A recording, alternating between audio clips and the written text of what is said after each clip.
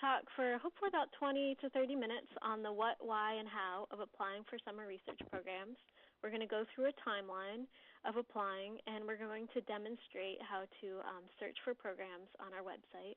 And we'll open it up for questions at the end. And I hope that you feel free to either interrupt the presentation with a question over the phone or to chat a question into the chat window at any time. We'd like to keep this as much of an informal and dialogue as we can throughout the presentation. And so before I get started, I wanted to introduce Ashton, if he's there, Ashton Robinson-Cook, who has been through our MS PhD's mentoring program and has some experience on the REU side of things. Hi, everybody. Hello. Hey. Hi. Hey. Like she said, I'm Ashton. I've been involved with MS PhDs, which is a part of IBP. I actually have quite a bit of experience with the REU program. I've been affiliated with one for 3 years. I first started out, my funding came from a separate organization, but the fact that I was coming in and as a student with REU participants, living with them and things like that, and doing some of the same activities that they did in terms of learning how to do research, panel discussions, meeting scientists, learning how to write, things like that, pretty much qualified me in the same way as a regular REU student would be. And now, currently, I'm on a selection panel for an REU now. It's the same REU that I've participated in the past. Great, and Ashton's going to pipe in with extra suggestions and answers to questions at the end. So thank you, Ashton, to be here. So I'm just going to switch over to sharing my desktop, and this should come up for you just momentarily. So what this is just kind of a map of the what, why, and kind of how of applying to summer research. And I guess before I get going talking, I just wanted to mention that this concept map has resources attached to it. So if you hold your mouse over a concept, you'll see a little icon with a number next to it appear. And when you click on that, you'll be able to load different resources, PDF resources, video resources, and photos. So you'll have access to this information after the webinar, and I encourage you to go back and check out the handouts. They are succinct and helpful and cover a range of topics, so please do go back and look at that information. So just starting out on the basics of summer research. So summer research programs are usually 8 to 10 weeks in the summer, usually located on a college or university campus or possibly a research laboratory setting. And it's very possible that your home institution hosts several summer research programs. You'll generally work under the guidance of a faculty member on a research project, and you'll probably also be interacting with graduate students on that project. The programs usually consist of about 8 to 12 undergraduate students total. And all the programs we'll talk about today, they are paid. The majority of them offer travel support as well as housing, usually in some kind of shared housing like a university dormitory. And the programs are in just about every possible discipline in every possible geographic location that you can imagine. So just about whatever you're looking for, there should be something for you.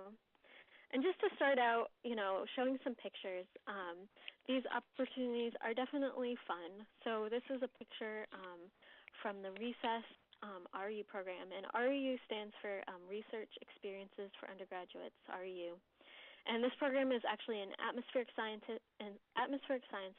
It's in Colorado, and as you can see, you get to get outside, and in this program, you get to get outside and hang out with former interns and really get to explore. So certainly these programs are fun. They also offer field and lab experience. So just to go through a few more pictures, just so you get a sense, this is an REU in social psychophysiology at Northern Arizona University.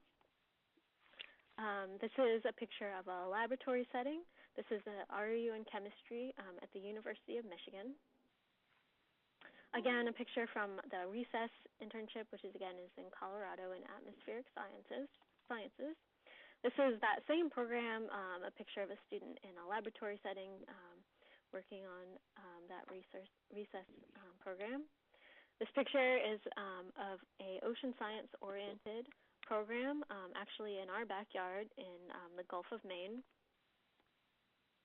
and another ocean sciences-focused RU program, which is associated with the Shoals Marine Laboratory. So the variety of experience is great, as you can see from the pictures. Another component that these programs almost always provide is a professional development opportunity. So this is a picture from a chemistry RU program at the University of Michigan. But these programs generally provide, for example, travel support to go present your research at a conference, career development workshops, GRE prep workshops, mentoring opportunities, and community sort of building activities. So they offer a lot more than just the research experience itself. And of course, the opportunities are paid. So it's a great chance to do all this wonderful academic development and professional development and get paid to do it. So moving along to some of the sources or places to look for programs. One major place is the National Science Foundation, NSF, and they call their summer programs RUs, again, Research Experiences for Undergraduates. And our website, pathwaystoscience.org, is a great place to search for programs, and there are probably at least 500 to 600 NSF RUs on our website, searchable by discipline. So these programs occur in the summer. The stipend is usually around $4,500, plus travel support to get to the site and get home again, and housing, which again is usually in a dormitory type setting. And all these programs have slightly different application processes and application deadlines, so you have to look at the website for each specific application. Generally, the deadlines are in February and March. We are approaching the end of the time period when most of the deadlines are. There are two programs that I wanted to mention that we work with that have specifically offered to extend their deadline for any participants in this webinar. And one is an RU on sustainable land and water resources at the University of Minnesota. And the other is the SURFO RU, which is an RU in oceanography at URI, which is the University of Rhode Island.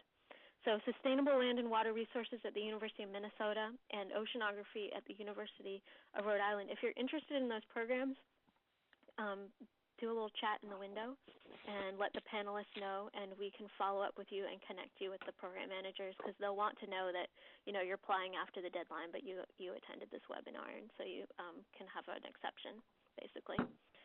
So NSF, great place to look for RUs. Another place to look is NASA.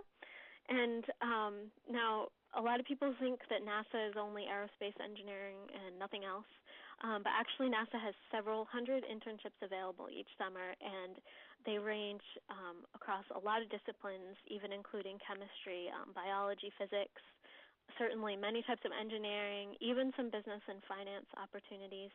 So even if your gut reaction is you don't think that you're a good fit for NASA, you might want to consider it. The other thing that is different about NASA internships is that they offer fall and spring semester internships as well as the summer internship. So if you're interested in taking a semester off school and doing a more sort of intensive and longer internship experience over the spring or fall semesters, you'd want to take a look at NASA.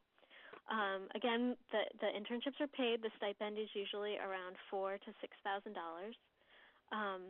And NASA is a bit different in that you complete a single application at the website intern.nasa.gov, and then you use that single application to apply for up to 15 internships. And the deadline is March 16th. So you definitely still have time to apply. I would encourage you to apply as early as you can, because they do have a rolling offer process. And I'm getting a low battery signal on my phone. That's not good news. I'll try to rush ahead and then let Chris speak. So what I want to do is play a short video this is a student, Cody Ensley, who did two successive internships at Johnson Space Center in robotics, and he has since been hired on at Johnson Space Center, and he is a Native American student who attended the Salish Kootenai University. And we're just going to give this a couple more seconds to let it load.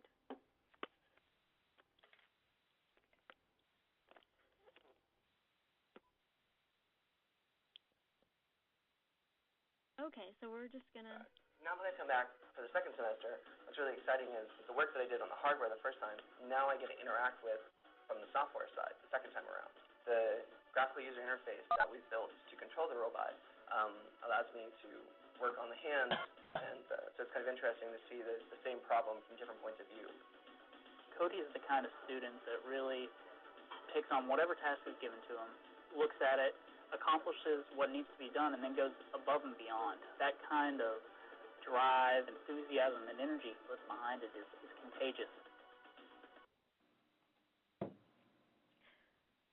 Okay, so hopefully that video came across, and you can see this.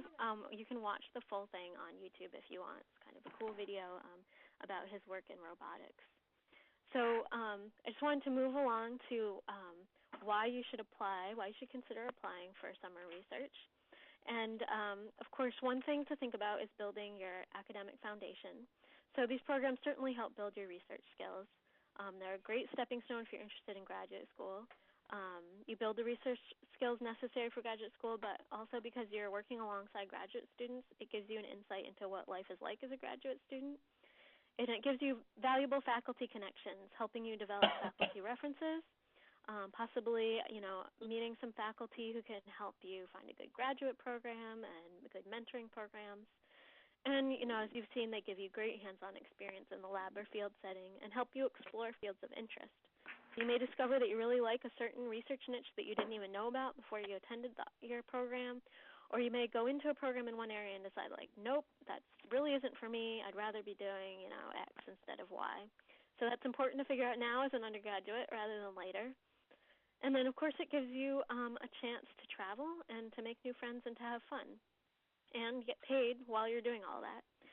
So, and as I should mention, if you go back into this concept map, you'll see there's some videos and photos and handouts attached to these concepts that you can explore on your own time.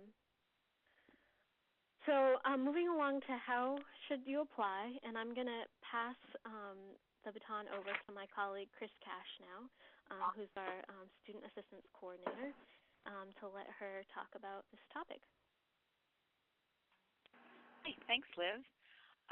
So we know it's February, and many of the deadlines are fast approaching or they've passed. And so we want to let you know, of course, there's still time, and that today I would like to express that the most important thing that you could do is if you find a program that you're interested in, call that program, call that contact, and express your interest. Because as Liv already said, a couple had extended their deadlines, and that may be the case. It may not, but it can't hurt. But it also expresses your interest in their program, and it will help you stand out. One of our resources, we have an overview and a timeline of an ideal timeline, which is a great resource, and that hopefully Liv can just highlight so you can see it, and it's there. But I'm not going to go into detail of it because it's there for you. What we really want to focus on today is some of our resources that will help you strengthen your application now and help you how to search for programs on our website. So, and all of these materials we've based on just the advice and tips we've gotten from from students and colleagues that we've met over the last 10 years, and they asked us to share these resources with students, and so we've compiled these handouts and hope that they are good and helpful resource for you. The first one that we have here in these major category areas is discussing with your family. And we've found that this is not an insignificant issue for many students, that like if you're like myself or you're a first-generation college student or your parents just view college as a 4-year experience, how do you express the need and importance of summer research? And this handout gives you tips on how to explain to your parents why research and graduate school are important steps that you need to fulfill to achieve your career and what you want. And best of all, you're getting paid to do it. And then search programs. We're going to, after I just briefly discuss these overviews, we're going to go into detail on our website and show you how to use our search function in Query for programs. The next, essays and personal statements. This is a great, advice on how to strengthen your personal narrative and gives you prompts on how to make your content relevant to the schools that you're applying to. And lastly, your letters of reference and who you should be asking for a good letter of recommendation, or how to make sure you're getting a good letter of recommendation. And one of the easiest things you can do is when you ask that person is to supply them with your resume and give them some highlights of your work that you did with them, whether that was in your a class or in a research program. Just making it as easy as possible for them to write you the best letter of recommendation possible. And then making sure you follow up, making sure that your letter is done, and what we could say is pleasant and persistent. Just follow up, and if they haven't been submitted, call them, write them emails. They understand, but they're very busy. So pleasant and persistent, and giving lots of lead time. So hopefully you can download those handouts and use those. After you submit for your program, follow up. Follow up with that, same as when today you contact that coordinator. Similarly, after you've submitted your application, follow up, make sure they've received this. This and that initial call will really make you stand out as an applicant. So please just follow that easy tip. And then this spring, you'll be finding out about a program you'll find out via email. And so check your email daily. I cannot express that enough. Check your email daily so you can reply in a timely and professional timeline. And thank your program either way. If you've gotten accepted, of course, thank them and find out next steps. But if you haven't been accepted, thank them for the opportunity and ask them how you could strengthen your application for the following year. And then, of course, inform the people that wrote you your letters of reference. These are the people that you'll be asking for again and again. So they really want to know if you were successful, and also if you keep up this professional courtesy, they would go the extra mile in the future. So just small tips on things that really you should be thinking about while you're doing this application process. So when you are accepted into programs, most often in the spring, along with that email, you'll receive materials that you need to complete and return. And just make sure you read the materials they suggest, join any social networks, and meet maybe the students you'll be working with ahead of time, and really so you can hit the ground running. The idea is to have fun. If you are a freshman, sophomore, or junior, I want to, again, encourage you to look at our overview and timeline, because it does give you a good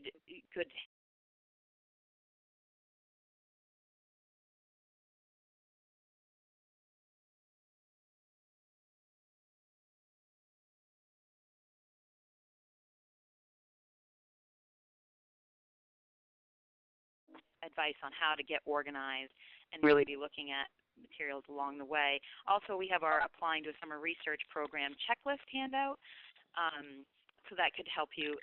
That hopefully would help you just through that process. And if you are a senior, we definitely strongly suggest that when you are looking at the fall, most of the fellowship opportunities, whether they're at NSF or NASA, the deadlines are in the fall, and usually by November 15th. So really, we strongly encourage you to get organized, make a digital calendar for yourself, prioritize what deadlines are coming for which program. And then, of course, we just want to reiterate what Liv said as far as the professional experience, taking advantage of the RU opportunities. Do they provide travel support to a professional conference? Looking out for opportunities to do oral and poster presentations on your campus or, at these conferences, because these are the things that will help strengthen your resume and help you get into future summer research programs and really build your resume for your fellowship applications when you're looking at grad school. So those are just a few of the things about how and when you're applying that might help, and I hope that Ashton can jump in with some of those suggestions too. I would like to show you how to negotiate our website now and give you. So our website, Pathways to Science, is really our best resource for you. On our homepage, you'll see there's three major categories. There's our sign-up form, which I want to right off the bat encourage you all to do that if you have not already.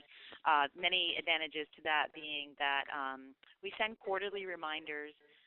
For example, in Thanksgiving or Christmas, we send reminders to undergraduate students saying it's time to start looking at summer research programs. And also in the summer sending those similar reminders about graduate fellowships. Also, we get opportunities sent to us by faculty and program coordinators to say, do you have any students that might be interested in this program? And we would send that information along to you when we receive it. Another benefit, too, is if you sign up for the form, it only takes 5 minutes, but also you will immediately get digital links to programs that match your research interests. So it can even help you do the search program that we're going to start right now. So if you select the search over 1,500 programs, we're just going to go through a few examples to show you that it's very easy and you can't do it wrong. You can't. It's very easy to manipulate. So if we just choosing the search 1,500 programs and select the user group as undergraduates, and then choosing all engineering, and then hit search, that will come up with over 650 matches of programs. So obviously you want to refine your search to make it a little easier on yourself. But that's just to show you that that's just an easy, quick way to get something in a general program area. If we go back, I'd like to do an advanced search. So we received a lot of questions from students that pre-registered, and one being like, what are the opportunities at Cornell? So doing another search, just choosing undergraduates as a user group, I used Cornell University as oh, I'm sorry, Liv, I think I jumped ahead. Cornell University as suggested as the program or institution. Yep, I've got undergraduate students in Cornell, and yep. I'm going to hit search. And right, and then just hit a search again, and it'll show you that there's 14 matches at Cornell University. And so let's just select one of those opportunities at Cornell. And when you select one of those individual opportunities, each one of these links that show up when you choose any of your searches, it'll bring you to an overview. It'll give you a quick overview of the program, but also you can see the contacts that are associated with that program. And most important, there's a link to their website. So you can see what the specific opportunities are there at that university, that college. So we're just trying to highlight that they're all different, and every application is going to be different, and there's lots of them. So those are just to show you, how to negotiate our website. But also we get asked this question a lot, that we if we go back and use the user group graduate masters, this is also on an advanced search. People are very curious about portable funding. Portable funding being if you have apply to a fellowship, you can take that funding with you to whichever college and university you're going to grad school. So graduate student masters and then portable funding, and there's 24 portable scholarships just at that level. And another question we get a lot that I wanted to show you is selecting on an advanced search the user group undergraduates, and then selecting non-U.S. citizen or permanent resident, just so that you do know that there are opportunities for students that are non-U.S. citizens and permanent residents. So I was just trying to get a highlight of some of the most frequently asked questions. I think the thing that I would like to end with is to just say each program has a different application process, so you need to be paying close attention to that. But you will get that information if you call that program and find out and ask them questions and introduce yourself. So with that being said, I just want to say email me at any time. I'll email some of the questions that we got from those of you that pre-registered that are more detailed, and I will follow up with you personally. But we are happy to help you at any time, Liv, myself, and anyone at IBP.